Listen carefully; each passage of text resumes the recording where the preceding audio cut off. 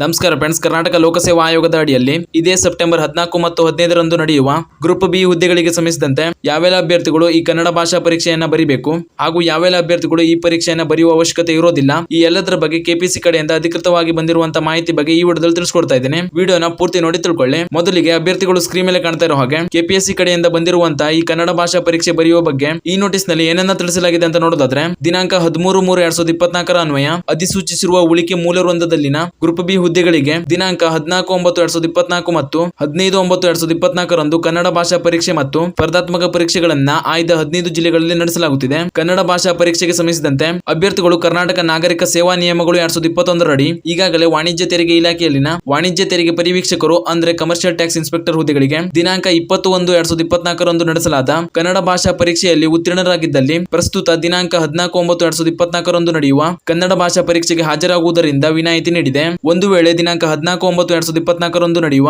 ಕನ್ನಡ ಭಾಷಾ ಪರೀಕ್ಷೆಗೆ ಹಾಜರಾದಲ್ಲಿ ಸದರಿ ಫಲಿತಾಂಶವನ್ನೇ ಅಂತಿಮವೆಂದು ಪರಿಗಣಿಸಲಾಗುವುದೆಂದು ಈ ಮೂಲಕ ತಿಳಿಸಿದೆ ಅಂತ ಮಾಹಿತಿ ನೀಡಲಾಗಿದೆ. ಅಂದ್ರೆ ಈ ಪ್ರಕಟಣೆಯ ಪ್ರಕಾರ ಯಾವೆಲ್ಲ ಅಭ್ಯರ್ಥಿಗಳು ಈ ಹಿಂದೆ ಕಮರ್ಷಿಯಲ್ ಟ್ಯಾಕ್ಸ್ ಇನ್ಸ್ಪೆಕ್ಟರ್ ಹುದ್ದೆಗಳ ನೇಮಕಾತಿ ಪರೀಕ್ಷೆಯ ಸಮಯದಲ್ಲಿ ನಡೆಸಲಾದ ಕನ್ನಡ ಭಾಷಾ ಪರೀಕ್ಷೆಯನ್ನ ಬರೆದು ಅದರಲ್ಲಿ ಉತ್ತೀರ್ಣರಾಗಿರುವ ಅಭ್ಯರ್ಥಿಗಳು ಮತ್ತೆ ಈ ಗ್ರೂಪ್ ಬಿ ಹುದ್ದೆಗಳಿಗೆ ದಿನಾಂಕ 14/9/2024 ನಡೆಯುವ ಕನ್ನಡ ಭಾಷಾ ಪರೀಕ್ಷೆಯನ್ನ ಬರೆಯುವ ಅವಶ್ಯಕತೆ ಇರೋದಿಲ್ಲ.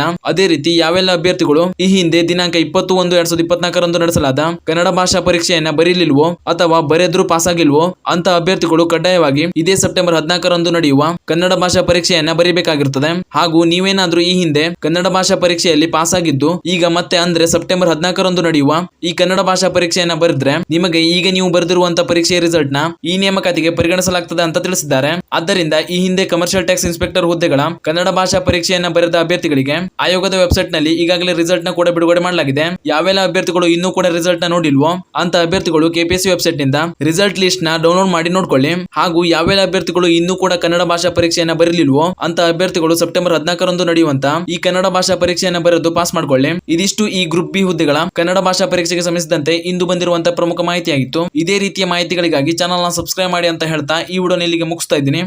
ಧನ್ಯವಾದಗಳು.